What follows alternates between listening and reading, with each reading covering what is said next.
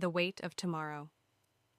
Lydia stepped off the dusty road and paused at the wooden gate of her sister Denise's home. The cottage stood small against the wide expanse of fields, its roof patched with tin that shimmered under the late sun. She drew in a breath, bracing herself for the familiar mix of welcome and reproach that always lingered here. Inside, Denise's voice called from the kitchen, "Lydia, you're late again." The words pricked, but Lydia only lowered her eyes, setting her small sack of belongings down. She knew the routine: sweep the hearth, fetch water, prepare the evening meal. The rustic kitchen smelled of wood smoke and onions. She moved quickly, her hands washing, chopping, stirring, but her thoughts drifted far beyond the walls. She wanted more than this: to sit in a classroom, to run her fingers over a page of books that belonged to her alone. Yet here she was, shoulders heavy with chores, tethered to her sister's home. That night, as Denise folded laundry, Lydia tried to speak. "I want to study, just for a little while." Denise's hands froze. "Books won't feed us, Lydia. Work does." Her tone was sharp, but beneath it trembled something softer. Fear, maybe, or worry. The next morning, Lydia rose before dawn to carry goods to the market.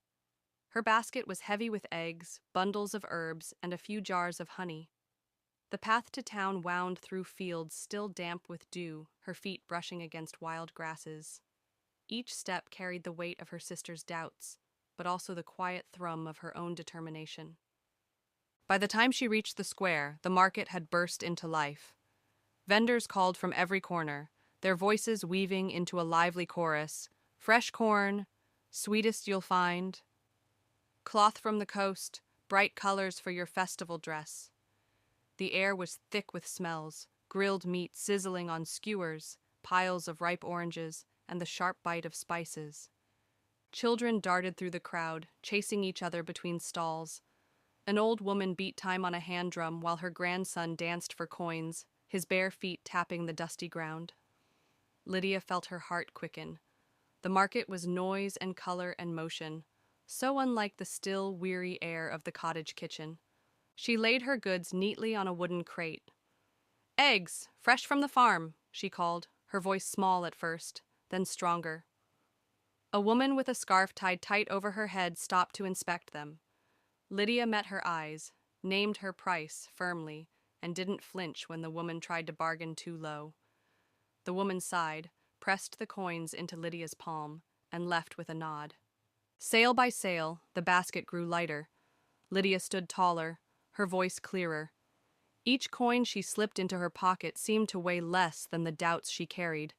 It wasn't just trade, it was proof that she could stand on her own 2 feet. In the quieter hours, as the midday sun pressed down, she noticed a man arranging books on a stall nearby. His hands were gentle with the pages, brushing dust from the covers as though they were treasures. Lydia paused, caught by the sight of so many books gathered in one place. "You read the numbers so quickly," the man said when she came closer to make change for a customer. His voice was kind, touched with curiosity. "Do you like to read?" Her cheeks warmed. "I want to," she admitted, "but I never had the chance." He smiled, eyes crinkling. "If you have the will, I can help you learn. Come here in the evenings, after the market slows. We'll begin with what you know." Hope lit inside Lydia, fragile but fierce, like a flame against the wind. She nodded, clutching her basket to her chest as if it held more than eggs and herbs, perhaps her future too. That night, after her chores were finished, she lit a stub of candle and opened the few pages he had given her. Her lips moved silently over each word, her brow furrowed, her hand tracing the lines, as though each one was a path leading away from the narrow world she knew. The flicker of the flame illuminated not just the page, but her determination. When she finally told Denise, the air between them thickened. "A teacher," Denise said, her voice edged with disbelief. "And who will help me here, Lydia? Who will shoulder the work while you chase dreams?" Lydia's chest ached, but she met her sister's gaze. "I'm not running away. I just want more, for both of us." Silence stretched. Denise's eyes softened, her voice breaking. I only ever wanted to protect you. The world takes so much from women like us. Lydia reached across the worn wooden table, her hand finding Denise's.